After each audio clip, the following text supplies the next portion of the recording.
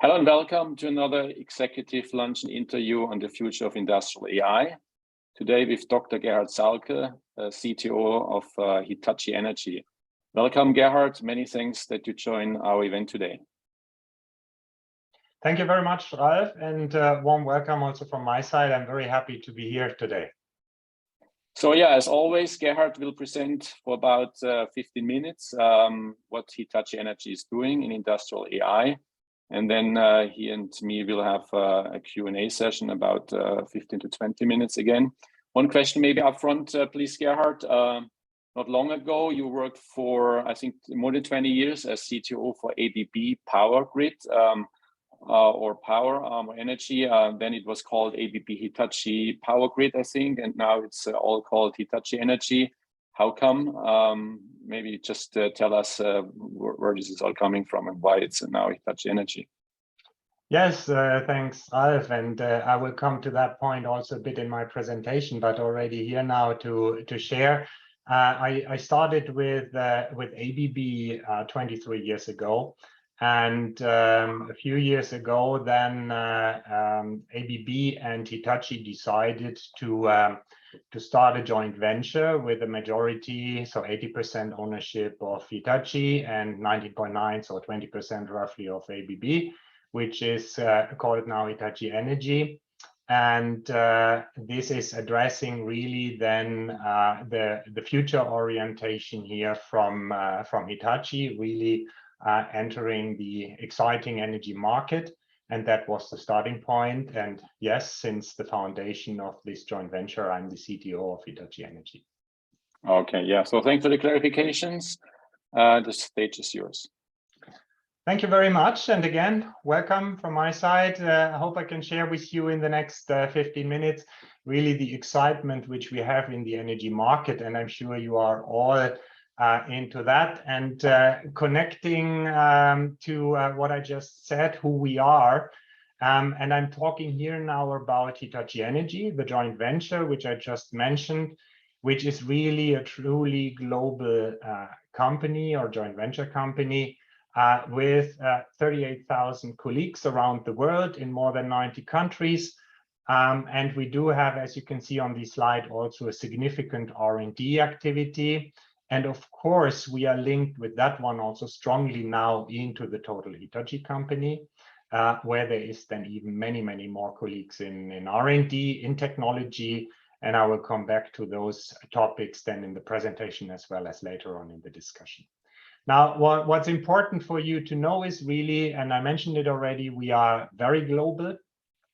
So around the geographies, you can see in the lower right-hand corner, we are very equally distributed around the world with our market activities. We're working with our customers. We have offerings which go across products to systems and services and software solutions for what the energy transition needs. And that goes for customers really in all the segments of utilities, industries, transport, and infrastructure. So that's who we are. I don't want to go too much into detail now with the products. I want to use now a minute in order to share this excitement, what the energy transition is bringing. And I'm sure you are all in more or less familiar with some of these things, but maybe not with all of them. And what the future energy system is striving for, you know, that is a carbon neutral energy system. And all studies, wherever you look at them, they all come to the conclusion electrification. So electricity is really in the center of this transition. So that's why we say electricity will be the backbone, not only, of course, of the power system itself, but of the total energy system. And this change is building on three key pillars. The first one is that we have an accelerated shift from fossil-based to renewable power generation with large factors of additional installed power capacity, which need to be integrated to the power system. The second pillar is a growing electrification of all the market sectors, transportation, industry, and buildings. And the third pillar is that we have sustainable energy carriers which complement the direct electrification usually then molecule-based. Now, that brings a few challenges and also technology consequences with it, which is significantly higher power system capacity. And we are talking here a factor 2 to 3 of what is there already in power system today around the world. We are talking increased grid complexity because of many more devices, and I will come back to that. And we are talking more extreme system challenges, which you probably all know under the word of resilience. So the unexpected large disturbances, which the original system was not planned for. And then that means for a technology perspective, we need to have sustainable energy efficient products and solutions. We need to have power electronics, we need to have digitalization, and we need to build a system of systems. So altogether, we call it this energy system for the future, which needs to be sustainable, flexible, and secure. Now, looking at this power system a little bit more in depth, what you can see on this slide, on this picture, is that we are moving from a mainly central power generation to a much more central and distributed power generation. But of course, and that's sometimes forgotten, also a big majority of renewables and also variable renewables in many regions of the world will be central. Yeah, all the offshore wind power we are discussing these days, for example, in Europe, are central power generation. Now, this then goes into a power system, into a grid, which in black here in the picture is shown for the AC part and in red for the DC part. And I come back to that in a minute. And then you can see the market sectors, industries, transportation, also residential and housing, where then, of course, from a formerly passive consumption, this goes really into active demand, where you have customers which are actively participating in terms of demand, but also in terms of generation, integrated generation into the market. So what we are having is, we are having a system of systems in many aspects. One aspect is that we have a total system which can break up into subsystems and flexibly turn on and off. We do have a system of systems when it comes to the aspect of AC and DC, where we have more and more embedded DC into the AC power system. And we have a system of system when it comes to the power system being in the center of the total energy system. So a lot of flexibility which is needed, and that of course is enabled by power electronics and digital technologies. And of course, in this session today, I will focus a lot on the aspects of AI and how that is important for the digitalization. Now, these are the technology streams. And as said, today I will talk less about sustainable products and solutions and also a bit less on power electronics. We can come back to that in the Q&A part if there is a deeper interest. I want to focus here, obviously, a bit more on the digitalization aspect of the future power system and its importance and its application areas. But keep one thing in mind, the digitalization comes in the power system applications, in many of the applications together, specifically with the power electronics, because the power electronics is then the measure to control the power flow inside the power system as a total, and also to provide power quality aspects when it comes to the future needs of a power system. Nevertheless, but then on the digitalization side, I want to bring a few examples here today, and then we can go deeper in the Q&A. And the first one is from asset and network management. Now, keep in mind, we will have many more assets, obviously, as said, but we will also have different types of assets. We are going in these assets and their asset management from time-based towards condition-based maintenance. And we are getting the requirement for the network management to move from a reliability proof and assessment of the power system to reliability plus resilience. And as mentioned already, to clarify what that means, reliability is always to have electricity for all planned circumstances, boundary conditions, which were predictable when the system is built and which are predictable when the system is evolving today. Resilience is something which comes, so to say, from the side with disturbances which are very difficult to plan for or even come totally unexpected. That can be extreme weather events, that can be cyber attacks, but that can be also pandemic situations like we had them just recently, unfortunately. And that is then the ability of the power system to react actively to these disturbances. And if the power system is then able actively to minimize the consequences of such disturbances, then it is a very resilient system. And then, of course, an underlying topic for technology in the digitalization is the security, which is cybersecurity and physical security. And that is sometimes a bit underestimated also in the power system.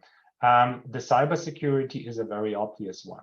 But if you have physical security problems and you can have intrusions, physical intrusions really into our substations or similar, then really you have a problem, because basically that is similar as if you're able on the cyber side to intrude through a firewall. Now, what is now the importance of AI technologies for some selected applications? When we are looking into network management of a power system today, and we are looking then what changes towards the future, we have two categories of problems which need to be managed. And when I say problems, it's a problem because the humans are not any longer able to handle it themselves. And that one dimension is the speed of the problem, so the reaction time. And that is not a new one. That is one we are facing since very long, basically since we have a power system. And that has resulted in automation of fault protection. And that is what you see here on the abscesses, where there is a high speed of the problem, and automation helps us in an automatic protection scheme to protect the network and the devices. Now, I mentioned this factor 2 to 3 of the growth in the power system. So we are getting a system which is becoming much, much more complex. And that's the second dimension of problem categories: size, complexity of the problem, where humans cannot any longer really oversee all the complexity.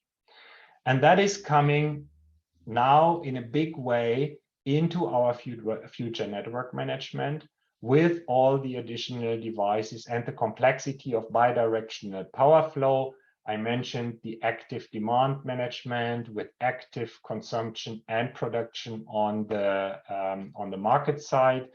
And then, of course, also with all the dynamics on energy trading and future technologies in that aspect. And let's come back to that in the discussion. So complexity is increasing, and that means we need to have underlying AI in order to evaluate all the scenarios. So far today, this doesn't need to happen necessarily in real time. There is usually more time available to pre-calculate those scenarios and then work with them. This is now changing in the future when the resiliency requirements come on top. That means we are getting then this complex network with many, many more assets, which needs to react in real time to the resilience disturbances. And that means we need this complex calculation then with a high speed reaction of the system. And that means that all the AI supported developments towards more autonomy, higher levels of automation need to become significantly faster than they are today. One other example I want to mention here is one where now we are really benefiting from our Hitachi Energy domain space competence in combination with a fantastic competence we have in total Hitachi in the central R&D when it comes about picture analytics, video analytics, going also to satellite cameras. This is an offering we have just launched to the market. It's called Lumada Inspection Insights, and it has a lot of underlying AI algorithms behind, which are supporting our customers. And from the left to the right, it starts by the analytics of pictures, which can be taken here as an example from an insulator, where you can then derive, in combination with our domain-specific know-how, on aging, on physics, but also on rule-based models in combination with data-based models, in which aging status this insulator is, and when the next type of maintenance and which type of maintenance needs to be done. Then we go into the middle part, similar here with video analytics, where we can do it either with LiDAR, with IR, with thermal cameras, and automatically watch and analyze the video material. And it goes really from intrusion protection, as I said before, up to thermal scans here of devices like transformers, like circuit breakers, which are key elements of our substations, then into an intelligent infrastructure monitoring. And last but not least, the satellite monitoring, where we are taking satellite pictures of, for example, overhead lines here, and automatically analyzing the vegetation and predicting to the customers when which type of tree cutting or other vegetation management is necessary. So that this doesn't have to be done any longer with long helicopter flights and lots of videos and pictures, in a lot of handwork, but really automated from satellite pictures and videos. And then, of course, we condense this into a visualization where you can put all together, but that's a little bit less topic of discussion today. This just as a teaser for our exciting markets, our exciting opportunities. And the energy market itself is now growing in this way for two driving forces. And that is first, because of course of the climate change, and that the energy transition needs to contribute to the carbon neutral future. But on top of that, now it's also a question of energy security, which all around the world has been realized now and reminded strongly just recently how important it is, how fundamental it is for our societies. And we at Hitachi Energy, with our partners and customers, are more than excited here really to work on this for the future. And I specifically mention here really the partners, because we are partnering obviously also with a lot of technology companies, and that's a really exciting thing. And now I'm looking really forward to a Q&A session and a good interaction.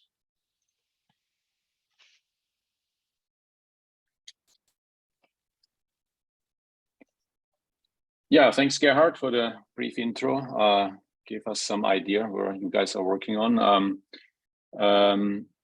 You're working now for a Japanese company, I assume, right? Your boss probably is in Japan. Any difference in terms of culture and your daily work experience, or just business as usual? Well, in a way, yes and no.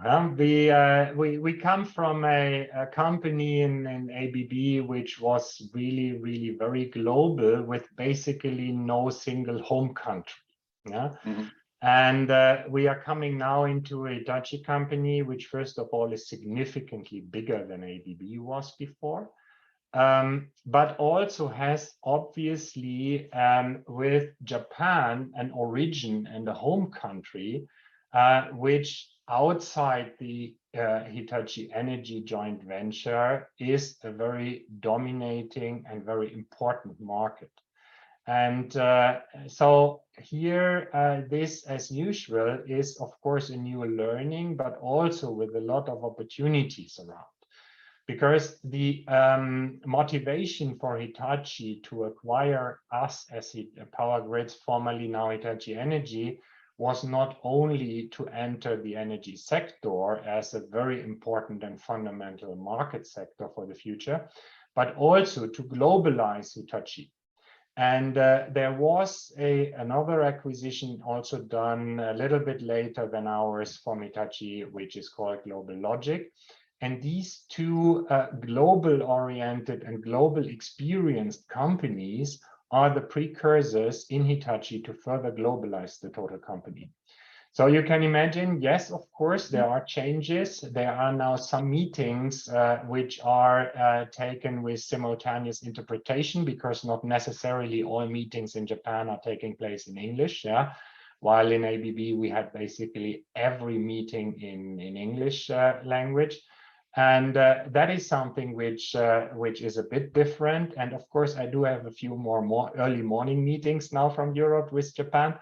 But this willingness and the strive in Hitachi for globalization, of course, is an extremely interesting and inspiring thing for us, because we have been participating over the last 20 or 30 years in that one in ABB. We bring a lot of experiences on that one, and we realize that this is extremely well received by Hitachi across the organization.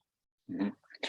Well, having such an expert like you, who has nearly, I think, 30 years of expertise in the energy field, and seeing the current challenges, I think one very immediate question I would, or opinion, like to gather from you is, why has renewable energy not been pursued earlier, and was done like in Germany, the route of thinking gas, then in this case from Russia even, would be a solution? Did this make sense to you as a technologist, or was this completely misguided, and in retrospect we should have done already 15-20 years ago this full focus on renewable that now we are forced to do? Or how do you see this all?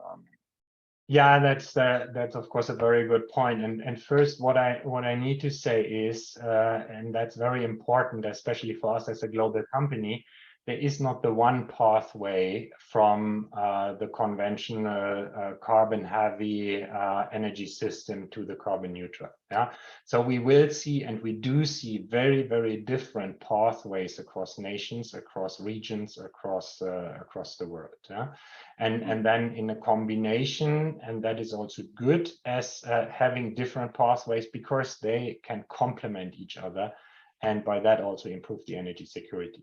Now, coming to your point, why not earlier on the renewables? There was, of course, a cost ticket on the renewables in the past, which was significantly higher than it is today. And the most extreme example here for sure is on the solar. Yeah, when you look into the cost development of solar power generation, then it has exponentially decreased. Yeah, but then there is also technologies how to integrate the fluctuating renewables into the power system, which is then the combination of power electronics and digital, which I mentioned, which has been evolving.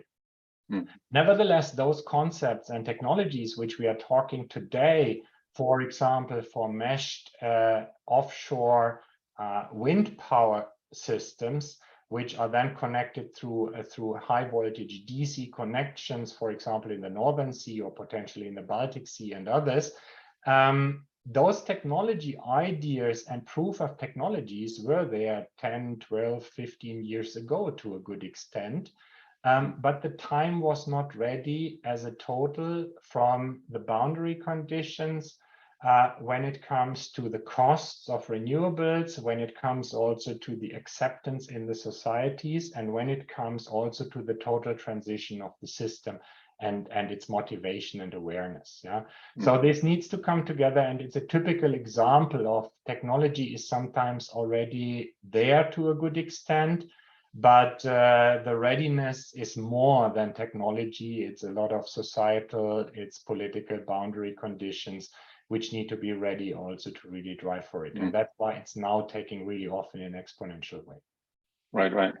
Well, talking about political, you and me, we are Germans, right? I remember that, when was it, 15, 20 years ago, Germany was a world market leader for solar cell production. That was triggered, of course, because Germany at that time, having a different government, heavily subsidized this technology and helped this industry, and in particular German players to become market leaders, ultimately subsidized with taxpayer money, but still it was possible.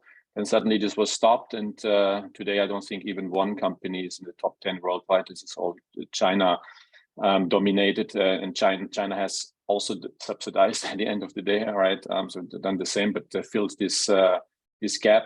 So is this an example of how politics should not work because you're just too short-sighted, or is this? How do you see this? This is a personal question I have as well, but of course it's extremely relevant these days, even if it's in the past. But you maybe can learn from past mistakes for the future. Yeah, look, I'm not a deep expert on the solar panels because we never produce solar panels. We are integrating them on any scale into the power system. Yeah? But of course, as any government in the world, also in Germany, the German government needs to find the right balance of bringing incentives to kick off a development. And then when it's the time that these developments become self-sustaining and running by itself in the economy of scale and so on, and then you need to find also the right point in time when reducing these incentives so that you are not keeping an artificial hype or so, or something like that, or that you are keeping a too high load on the customers. You had, for example, in Germany, and we have been highlighting that also in one of our perspectives, which we are doing together also with external authors, reflecting a bit on price differences and taxation in Germany on electricity versus gas prior to, so it's one year ago, this article, but still extremely interesting to see how different was incentive schemes and taxation and pricing of these different energy carriers against each others. And you need to make your assessment as a government for a country for your specific boundary conditions, what is the best way forward. And we see that in all countries around the world, it's always important that governments are looking at all three aspects, short, mid, and long term, how to drive it. And that's the key and the tricky balance which you need to drive. And so there is no recipe which is always right or always wrong, and but it's always this: when do you switch over from incentives to lower incentives and get it really self-sustaining running industry? Yeah. Right. Let's jump into the use of AI in your industry. That's the whole point here, but still these two questions seem to be very relevant and timely. Thanks for answering them. So you said in the inspection monitoring area, as you have shown with the example for the network management, this is where Hitachi is using it. Ultimately, this is in industrial AI now at nascence, as usually an entry type of project, because you have to collect all the data, whether it's now time sensitive, time series sensor data or optical data, like from cameras or pictures taken, videos, and then do an inspection. So that's usually the first entry project. But of course, the more complex and more rewarding is to build a complete representation, a model of what's happening there, right? So that you have a completely data-driven model of what's going on, and then on top of this model, that's purely data driven, you can then train and optimize, in your case, the energy production, transportation, and all the way then to the distribution. With also again AI trained controller on this model, on this data-driven model. Have you done something in that area already, or is there something on the way in your R&D? So beyond the inspection monitoring part, which is something that's done since I don't know 12 years or so, with the introduction of deep neural networks, this became really possible, and of course the compute power available. But the next step into the digital twin of things, and then the training of controllers on top of that, or user assistance system, operator assistance systems. This is where we see the technology going in AI, in industrial AI. Yeah, very good points. And we have, of course, various applications and categories of technologies where we use different types of AIs. Maybe just to list a few, we have equipment and system reliability, we have security, we have decision support and control, as mentioned, and we have also our internal manufacturing processes, which we are really supporting. So, and then we have functionalities from AI, which we are using, which goes into diagnostics, prognostics, cybersecurity, workforce scheduling, energy trading, and so on. And so we do have wide areas, and of course we are also working with digital twins in various applications, looking really at the total life cycle, also from the first stage of the planning to the building, through the operations, and then also the maintenance concepts. And that means also we are using various technologies of AI, which then you and the listeners here know much better than I do in depth. But what is important for us usually is that we need to combine core AI developments with the specific situation in our domain space. And we have a lot of applications where we don't have that much data, actually. And that is usually, that can have different reasons, simply because the data is not there, or maybe our customers don't want to share the data. Yeah. So that means we have a lot of AI and ML technologies which are at this interface of data-driven, data-based, rule-based, but also a physical model and experience-based from people, where we need to bring these dimensions together. Yeah? And that is actually something which in our domain space is pretty common. And but then, of course, we have some applications also where we can really just straightforward apply data analytics, which is also used in other domain spaces. And when you go back to this network management example, what I had, of course, here, when we are working with customers on future technologies of network management, then the customers have a lot of data on that. Yeah. So even if the customers don't exchange that potentially with us or other peers on their side, they have it for themselves. And then, of course, the data-driven technologies from the AI technologies come into a big play. Yeah. Okay. Yeah, you mentioned the different areas that you are active in with this one graph. So there was the residential part of, well, first generation, which is now getting more and more distributed, not centralized through the renewable energy that's coming on. But there's the residential part, there's the industry and large commercial part, there's the transportation, of course, the big one. And then the grid, of course, that connects this all together in some way. And in which area do you see the biggest potential for using machine learning or AI technologies, or is it pretty much everywhere? So it's pretty much everywhere, honestly. And because through this electricity system, it's so much connected.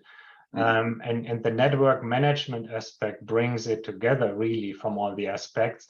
That's the key thing of the future system. And I mentioned from time to time in this discussion already the word complementarity.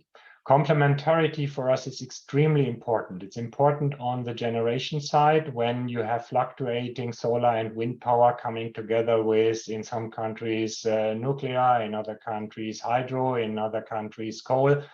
And you need to find the right complementarity and combination in that one. And also, if possible, integrate it over time zones and climatic zones, if possible. But the same is valid also, and you mentioned the industrial, the market sectors. You need to complement also the market sectors, because industrial power needs can be complementary with residential ones. And you need to have a system which can react and interchange. And when you have on the transportation side, park and ride systems, where in the future maybe the people leave their electric vehicle then at the train station in order to go into the cities. Then, of course, in these hubs where you park your car, your EV, then, of course, the battery in the car can theoretically work all day for stabilizing the power system. That is something which needs a lot of additional technologies from, again, the power electronics to make all cars then really bidirectional from the power flow, but a lot of digitalization and AI behind in order to see what is now the best pattern on the one hand for supporting the grid, but on the other hand also when the person comes back from work at 5 or 6 in the afternoon, that the car is not completely discharged. And these are the kind of problems which in size and complexity are so big and complex that we will need a tremendous amount of AI behind in order to manage them reliably. Right. So yeah, mentioning the electrical vehicles, EVs, I was just reading yesterday, I think it was, that someone did a calculation. Maybe you can confirm at least the size of it. I can really not. He said that if you look at all the electrical vehicle storage, I mean batteries, right, that will be out there, that could replace the capacity of 100 nuclear power plants. And he was talking about Germany. I think it's a bit forecast what will be there in 10 years, what is expected in terms of electric vehicles then out there. And then, of course, if you assume maybe half of them are loaded, then you would have that power. And of course, to use that huge amount of electrical energy storage is something that that's at the moment not done at all, right? But there's a huge potential. Is that correct? That's what you're referring to, I guess, right? And is this the right scope, or is it smaller or even bigger? I mean, 100 nuclear power plants sounds like incredibly big. I haven't read that article. I don't know where the information comes from, but you need to be careful in a way with this comparison, because you are comparing with nuclear power generation part of the power system with batteries, which is an energy storage part of the power system. And that's something which it doesn't give a one-to-one or fair comparison in a way, and should not be compared. If you compare and complement power generation as said, then you can say, okay, what do I need to do in the total power system to, for example, replace nuclear power plants by variable renewables, and then the storage comes into the play. But just to compare one storage technology now with a power generation technology, I wouldn't do that. So that's why I also don't want to comment on the figure. I will send you the link. I think he did it to be is populistic, of course, but he compared still kilowatt hours or so it was still physically comparable anyway. But that's one thing which I think we all need to be very well aware and careful is always think about where does the power really come from, and how is it distributed? And that's also when we are changing now from molecule-based like gas, and then there is a lot of hydrogen discussion also, which is molecule-based energy transport towards electricity, which is then electron-based. But real generation is, of course, renewables like solar and wind, which are harvesting the energy which the sun is giving us. But then we need to keep in mind the fossil fuels that has been generated many, many years ago, and we are tapping then storage, basically, which is in Mother Earth. And then, of course, here it's a huge storage, but still it's a storage which is not renewed, but it's a source. We take it as a source of energy and with molecules also as a carrier at the same time. And that is the key logic of the transformation we are going through, that we are moving away from using previously generated energy or energy carriers in our world to that what is coming in real time or nearly in close time from the sun to the earth, which is then really the sustainable and renewable path. Yeah. So it's very, very important to distinguish in between what is a generation part and what is then in the energy transportation system.